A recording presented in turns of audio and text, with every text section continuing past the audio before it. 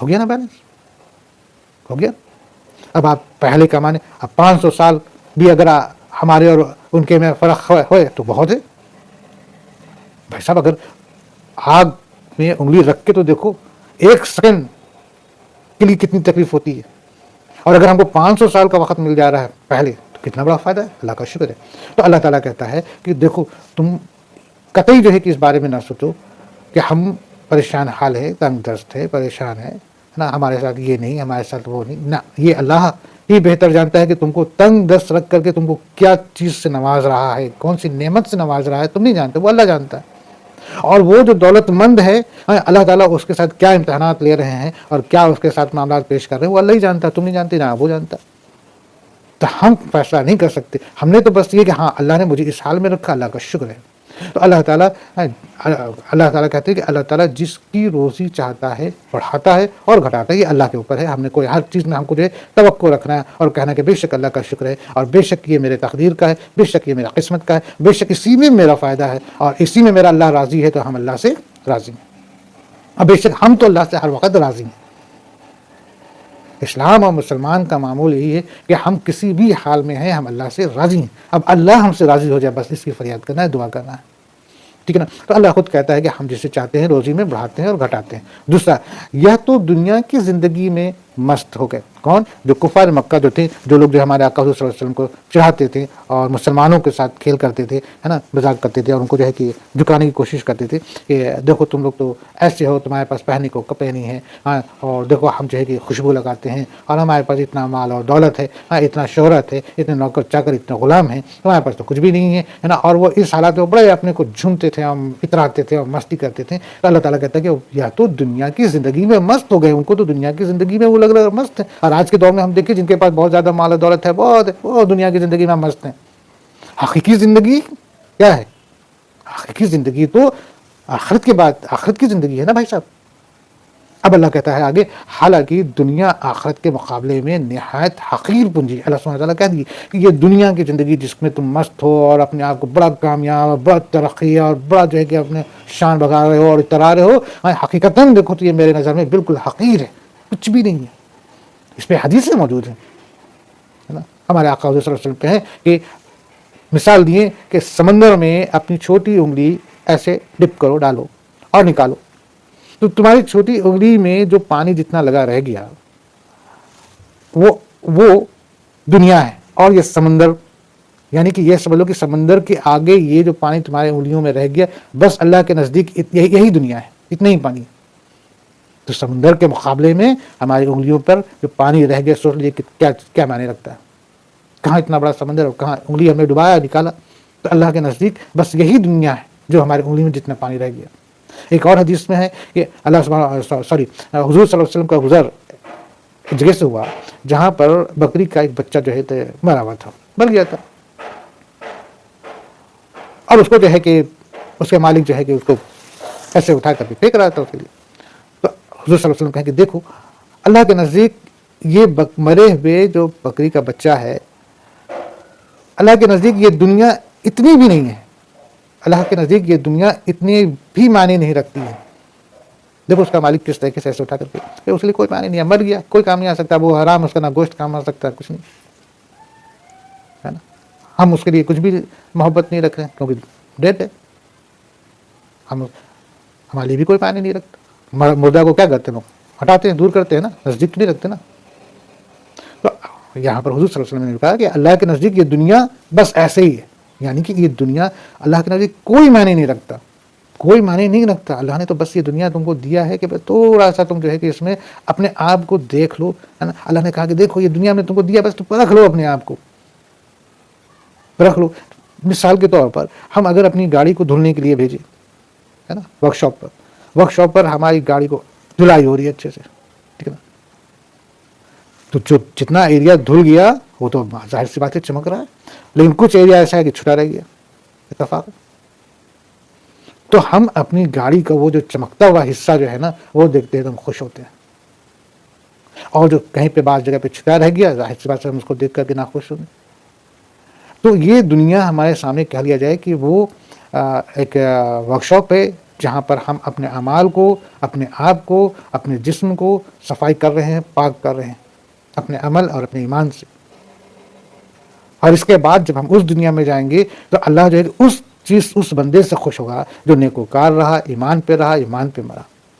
اللہ اس سے خوش ہوگا، اس کو جنت دے گا.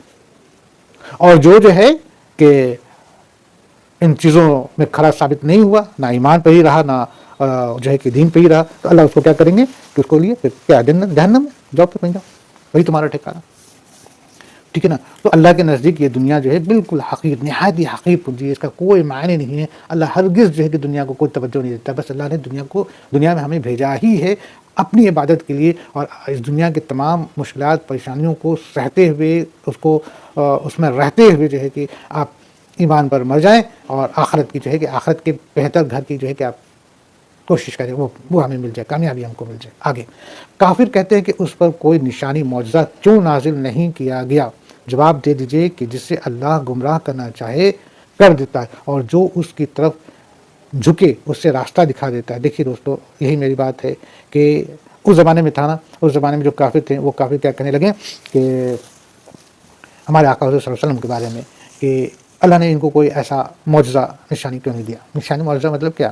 یعنی کہ وہ جو کفار تھے، جو منافق تھے، جو منکرین تھے، جو مشرک تھے، جن کا کام ہی تھا کہ حضور صلی اللہ علیہ وسلم کے راستے میں رکاوٹ ڈالنا، ان کو تکلیف میں ڈالنا، ان کے ساتھ سازشیں کرنا، اور ان کا اگر دل میں ایمان کا ذرا بھی خیال ہوتا تو یہ تمام چیزیں نہ کرتے اور ان کی باتوں پہ غور کرتے، فکر کرتے اور ایمان لے آتے، جیسے کہ اس وقت مسلمان لائے.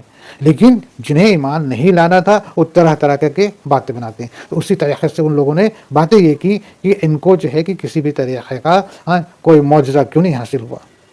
اب یہاں پہ ہم ذرا رکیں گے دوستوں. اگر ہم پہلے کے واقعات، ہم لوگ قرآن پاک کے پچھلے پارٹ میں اگر ہم لوگ جائیں، جیسا کہ ہم لوگوں نے اس میں سنا ہے کہ کیا تھا، بہت سارے پہلے کے واقعات ہوئے کہ ان کے جو اس وقت کی امت تھی، ہے نا، اللہ کے رسول سے، اللہ کے نبی سے سوال کیے کہ آپ ایسا کر دیجیے، آپ ویسا کر دیجیے تو ہم ایمان لے آئیں گے. 5 جگہوں پر جو ہے کہ اللہ کے نبی، اللہ کے رسول ان کے من مطابق کر دکھائے کیا انہوں نے اللہ سے کہا، اللہ نے کر دکھایا، جبکہ اللہ نے کہہ دیا تھا کہ دیکھو اگر اس کے باوجود بھی یہ ایمان نہ لائے تو ان کے اوپر ہم سخت عذاب ڈالیں گے. کر دکھائے، مگر ہوا کیا؟ وہی جو اللہ جانتے تھے، اللہ کے کہہ دیے تھے کہ نہیں لانے والے، اور وہ نہیں لائے تو ان کے اوپر سخت عذاب آیا.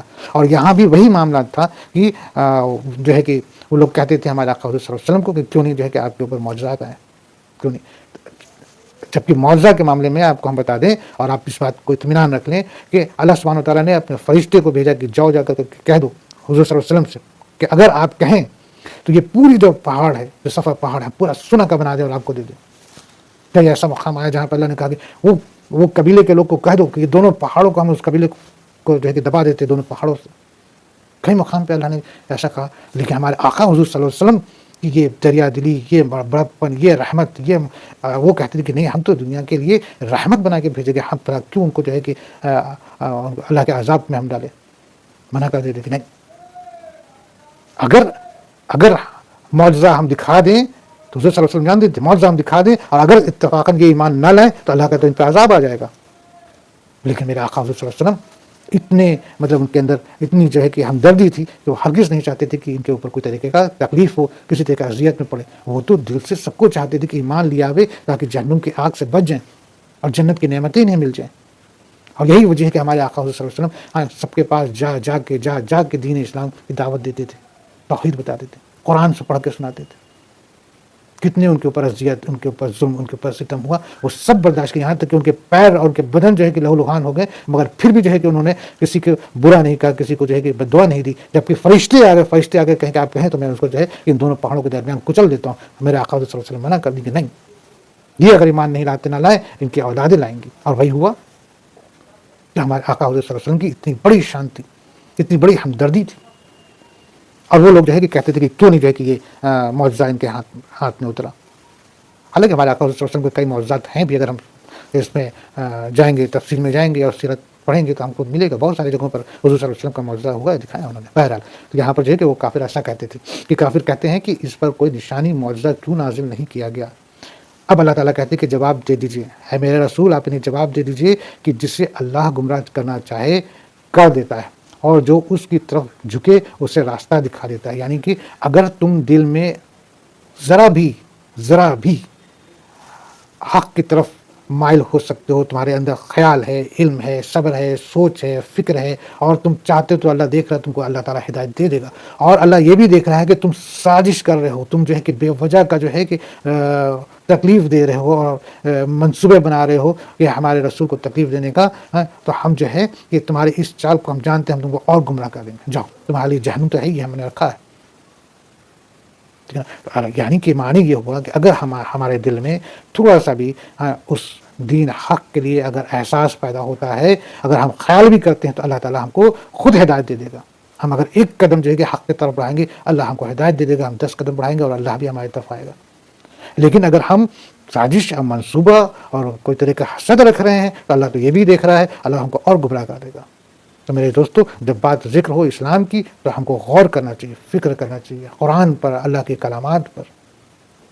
تو ٹھیک ہے، اوکے. تو بات یہ ہوئی کہ جواب دے دیجئے کہ اللہ گمراہ کرنا چاہے کر دیتا ہے، اور جو اس کی طرف جھکے اسے راستہ دکھا دیتا ہے. بے شک الحمدللہ میرے دوستو، یہاں پر ہم جلدی میں بریک لینا چاہیں گے کیونکہ نماز کا وقت جا رہا ہے. اور یہ ہم لوگوں نے کس آیت تک ہم لوگوں نے غور و فکر کیا؟ یہ ہم لوگوں نے 27 تک غور و فکر کیا. انشاءاللہ نیکسٹ پارٹ میں اس کے آگے کی. صدق اللہ العظیم.